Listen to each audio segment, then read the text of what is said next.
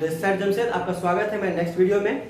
आज हम बात करेंगे स्टॉक मार्केट में एंट्री से पहले हमें किन किन बेसिक बातों के बारे में पता होना चाहिए और जानकारी होनी चाहिए। तो वीडियो बहुत ज़्यादा इन्फॉर्मेटिव है और साथ ही साथ मैं आपको आज बताऊंगा कि स्टॉक मार्केट, जैसे कि आपको बता दूं कि स्टॉक मार्केट भी किसी के अंडर में आता है। अब ये कोई इंसान नहीं है, ये गवर्नमेंट है। बेसिकली जैसे कि रिलायंस कंपनी पर बात है तो रिलायंस कंपनी मुकेश अंबानी के अंडर में आता है। तो वैसे ही अगर आपके मन में डाउट होगा, और जो कि सभी के मन में होता भी है इनिशियली, अगर हम स्टॉक मार्केट में इन्वेस्ट करते हैं उससे पहले हमारे मन में डाउट होता है कि आखिरकार ये स्टॉक मार्केट की कंपनी कहाँ है, स्टॉक मार्केट किसके अंदर में आता है। अगर मान लो कि हमने ग्रो या आप स्टॉक पैसे को इन्वेस्ट किया तो वो पैसा अगर मान लो कंपनी बंद हो गई, अब स्टॉक बंद हो गया, ग्रो बंद हो गया, तो हमें पैसा कौन देगा।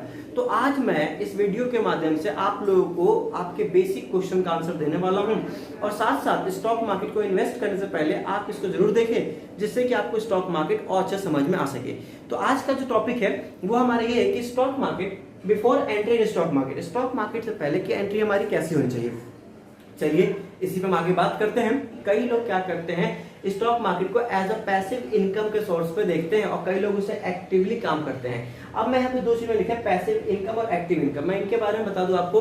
तो एक्टिव इनकम ये वो इनकम होता है जिसमें आप कंटिन्यू काम करते हैं तो आपके पास पैसा आता है। लाइक आप एक्टिव रहेंगे तो पैसा आएगा, एक्टिव नहीं रहेंगे तो पैसा नहीं आएगा। पैसिव इनकम ये वो इनकम होता है जिसपे आपको पैसा आएगा चाहे आप एक्टिवली काम करें या ना करें। जैसे कि अगर मैं आपको बताऊं तो रिलायंस कंपनी में अगर हम बात करते हैं तो आपको पता है रिलायंस कंपनी ओवरऑल ग्रो करने वाली है, या जितने भी हमारे पास कंपनी निफ्टी 50 के अंदर में बात करेंगे आगे वीडियो आने वाली जो सीरीज होगी उसमें बताया जाएगा निफ्टी 50 कंपनियों के बारे में।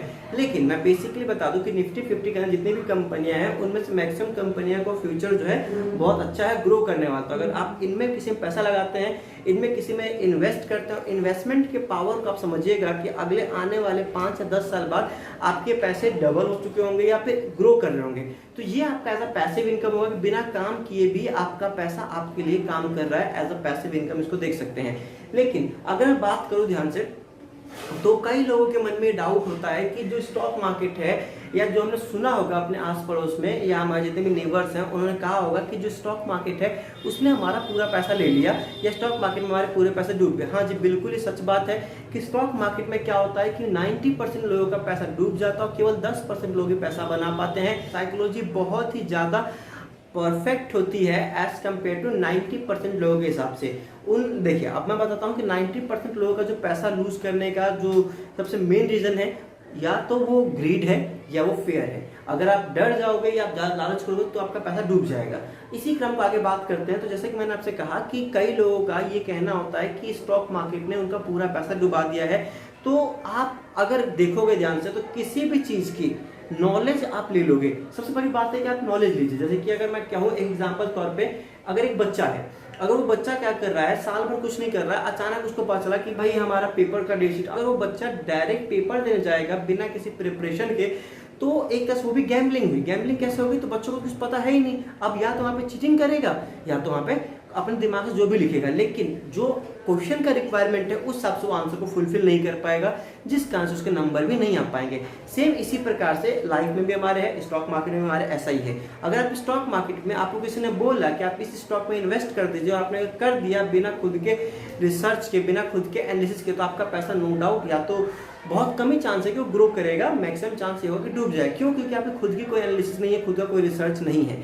अब अगर हम यहाँ बात करते हैं तो लोग कहते हैं कि स्टॉक मार्केट गैम्बलिंग है। हाँ जी, बिल्कुल है। अगर आपने किसी भी चीज़ की नॉलेज नहीं लिया लाइफ में, आप जिस काम को करने जा रहे हैं अगर उस काम का नॉलेज ही आपके पास नहीं है तो आपके लिए गैम्बलिंग ही है। बात करते हैं हम लोग, मैं आपको स्टॉक मार्केट की हिस्ट्री के बारे में पहले बताना चाहूँगा, क्योंकि स्टॉक जब हमें किस चीज़ के बारे में बेसिक से पता होगा तभी उस फील्ड में हम आगे बढ़ सकते हैं। चलिए स्टॉक मार्केट की हिस्ट्री के बारे में समझते हैं। क्योंकि मैंने अभी आपसे जो बात किया कि अगर हमें किसी भी काम करना है तो उससे पहले उसकी नॉलेज हो। तो अगर मैं स्टॉक मार्केट को स्टार्ट करना चाहता हूँ तो स्टॉक मार्केट को स्टार्ट करने से पहले भी स्टॉक मार्केट के बारे में मुझे पता हो। तो स्टॉक मार्केट में दो टर्म होते हैं, एक शेयर होता है और एक स्टॉक होता है। तो चलिए सबसे पहले बात करता हूँ शेयर के बारे में और स्टॉक के बारे में। तो शेयर का मतलब क्या होता है, इसको हम आसान शब्दों में समझते हैं। तो शेयर का मतलब हो गया, लेट सपोज कोई XYZ कंपनी है, XYZ कंपनी ने 1 लाख रुपए के अपने शेयर को जारी किया।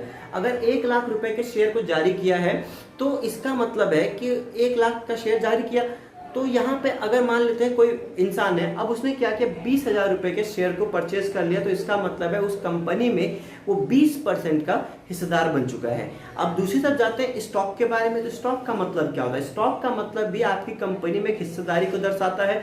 अब ये हिस्सेदारी कैसी होगी? तो लेट सपोज अगर मैंने स्टॉक लिया है कोई भी कंपनी का, तो मैं क्या कर सकता हूं, मेरे को जब जैसे ही मुझे पैसा बढ़ता हुआ दिखाई देगा तो मैं स्टॉक को बेच सकता हूं और किसी चीज को और अगले स्टॉक को ले सकता हूं।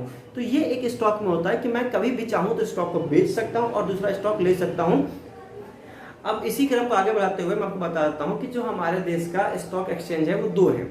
अब जो पहला स्टॉक एक्सचेंज है वो बहुत ज्यादा पुराना है, जिसे हम बॉम्बे स्टॉक एक्सचेंज के बारे स्टॉक के नाम जानते हैं, बॉम्बे स्टॉक एक्सचेंज के नाम जानते हैं। बॉम्बे स्टॉक एक्सचेंज की अगर हम बात करते हैं स्थापना यानी कि एस्टेब्लिशमेंट जो हुआ था वो 1875 में हुआ था, और ये हमारे देश का सबसे पुराना स्टॉक एक्सचेंज है, जहां पर हमें अगर स्टॉक लेना था तो उस जो पहले के समय में, जब से हमारा NSE आया उससे पहले के समय क्या था, तो एक ब्रोकर होता था, ब्रोकर हमसे कमीशन लेता था और ये हमें पता भी नहीं चल पाता, कई बार हमें एक ट्रांसपेरेंसी नहीं हो पाती थी। लेकिन जैसे ही 1992 में NSE का एस्टेब्लिशमेंट हुआ यानी कि नेशनल स्टॉक एक्सचेंज का एस्टेब्लिशमेंट हुआ, तो ये भारत का पहला इलेक्ट्रॉनिक स्टॉक एक्सचेंज है जिसके अंडर में हम देख सकते हैं कि हमारे ब्रोकरेज कितना गया है, हमारे अकाउंट में एग्जैक्ट प्रॉफिट कितना शो हो रहा है, लॉस कितना शो हो रहा है, ये सब कुछ के लिए हमारे पास एक ट्रांसपेरेंसी हो गई है कि हमसे कुछ भी चीज छुपा नहीं रहेगा।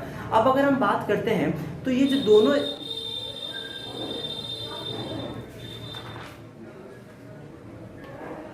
अब अगर हम बात करते हैं दोनों स्टॉक एक्सचेंज सेबी के अंदर में आते हैं। सेबी क्या है?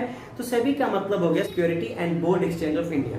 जो सेबी है वो किसी भी कंपनी को या सेबी के अंदर में ही कोई कंपनी को अलाउमेंट मिलता है कि वो अपना IPO जारी कर सकता है। IPO का मतलब होता है इनिशियल पब्लिक ऑफरिंग्स। इसमें क्या होता है कि पब्लिक को ऑफर किया जाता है कि आप उनके IPO में इन्वेस्ट कर सकते हो, जिससे उनके पास पैसा, और अगर आपको कंपनी के फाइनेंशियल स्टेटमेंट सही लगते हैं तो आप उसमें इन्वेस्ट कर सकते हो, आपको भी एक अच्छा प्रॉफिट हो सकता है। और फाइनेंशियल ट्रेंड या फाइनेंशियल स्टेटमेंट को समझने के लिए हमारी लास्ट वीडियो को देखिए, प्रीवियस वीडियो को, जिसमें मैंने बताया है कि हमें कैसे फाइनेंशियल ट्रेंड को समझना चाहिए और हमें क्या क्या चीज़ों को देखना चाहिए जिससे कि हमारे फाइनेंशियल ट्रेंड को अच्छे से हम पकड़ सकते हैं।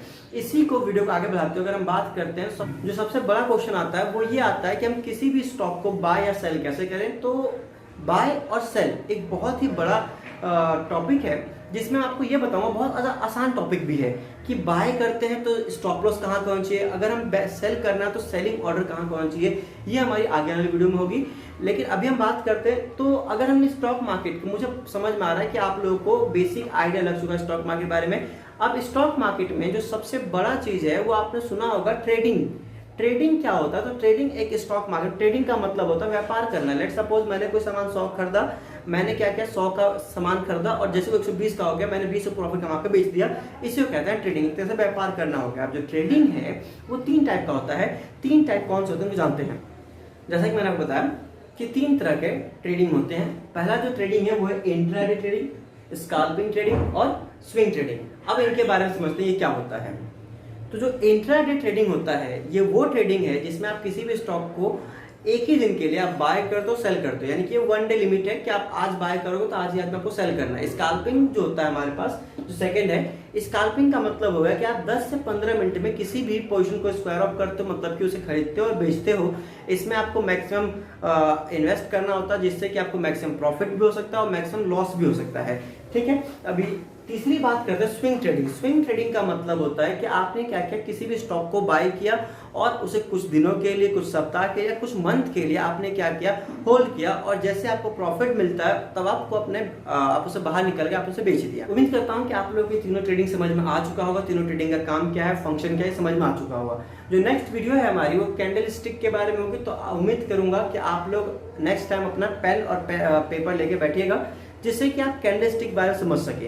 क्योंकि अगर कैंडल स्टिक आपको समझ में आ जाएगा तो इसका मतलब है कि आप अब ट्रेंड को समझ सकते हैं कि कब अप ट्रेंड होगा, कब डाउन ट्रेंड होगा। तो अगली वीडियो हमारी बहुत ज़्यादा एक्साइटेड होने वाली है, और जो भी हमारे चैनल पे नए हैं उसे सब्सक्राइब कीजिए, कमेंट कीजिए, लाइक कीजिए, शेयर कीजिए। धन्यवाद।